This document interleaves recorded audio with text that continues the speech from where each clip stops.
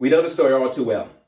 Individuals go out to a bar, to a club, to a restaurant. They start drinking, having a good time, drinking more. And even though everybody knows that you shouldn't drink and drive, it happens every single night. An individual takes his or her keys, they get in the car, and they get on the road drunk, thus causing potential harm to themselves, and even more importantly, potentially causing harm to other individuals.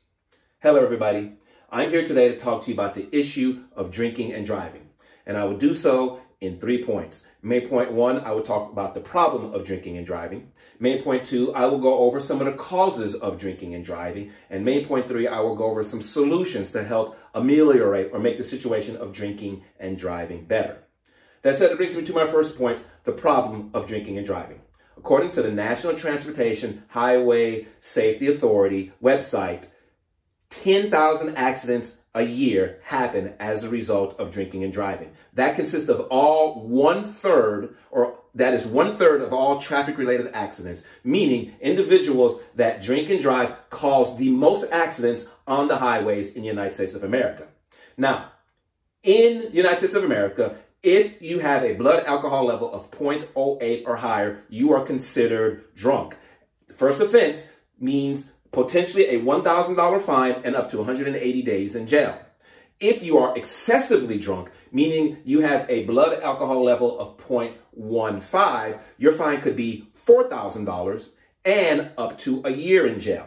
So as you can see, because of the number of traffic accidents and the amount of money that you have to spend dealing with the fines, lawyer fees, and this is all according to Neil Davis Law website 2021, drinking and driving is indeed a problem.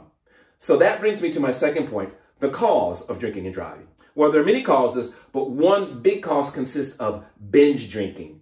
Binge drinking means that an individual has 5 or more drinks within an hour. Now, depending on your body size, how much you had to eat, just your metabolism, your blood alcohol level may be a little bit different, but 5 drinks for virtually everybody is going to mean you are not able to drive because you will have a blood alcohol level of at least 0.08 or higher.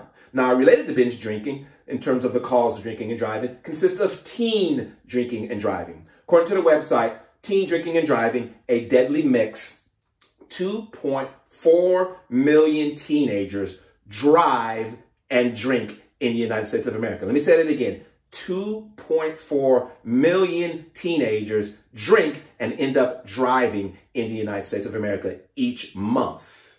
That is a 17%, or as a result of that, teenagers are more likely to have an accident, 17% more so than individuals that are not teenagers. And that is based on the CDC government website.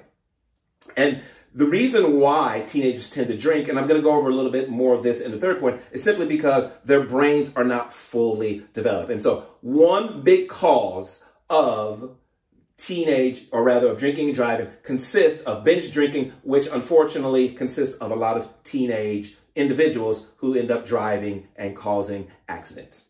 This brings me to my third and final point, what we can do to solve this problem. One thing we can do is keep the national drinking age at 21. According to a Rochester University study, an individual's brain is not fully developed until they hit 25. Now, the national drinking age is 21, but there's some individuals that want to lower it to 18 because they say at 18, you're considered an adult for everything else. You can be drafted, you can go to war, you can be tried as an adult, you can vote, but you can't buy alcohol. And many think that it should be lowered to 18 as a result of being an adult for everything else. Well, I disagree. I think a solution is keeping the law at 21. So that way, if an individual is a teenager and they drink and drive, they know that they're breaking the law, and hopefully knowing that if an individual drinks as well as drive, knowing that they'll break the law will keep them from doing it. Another thing that we can do, and it's very, very simple, is have a designated driver. According to the Merriam-Webster Dictionary, a designated driver is simply someone who goes out with everybody else but does not drink. Meaning their friends drink, but when it comes time to go home, the designated driver has had no alcohol. They drive everybody home and everybody gets home safely. Another thing related to designated driver is simply get an Uber. Mothers Against Drinking and Driving have teamed with Uber to put out the message that if you Uber to the party, to the club, to the restaurant, well, then you can't drive home drunk. So just get on your phone, download the app, and get an Uber.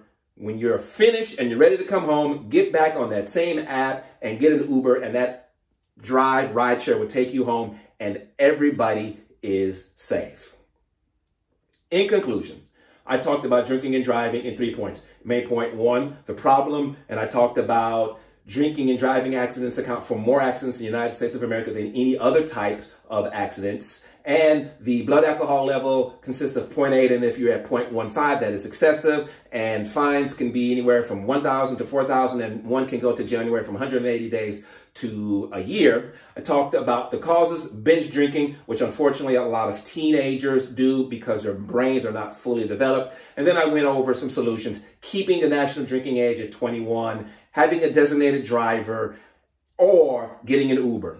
What I want you to take away from this presentation is, if you are under 21, please don't drink and drive. But if you are legally able to drink, one thing that you can do to ensure that you and others on the road are safe: have a designated driver or call an Uber, and make certain that you and everybody else gets home safely. Thank you very much.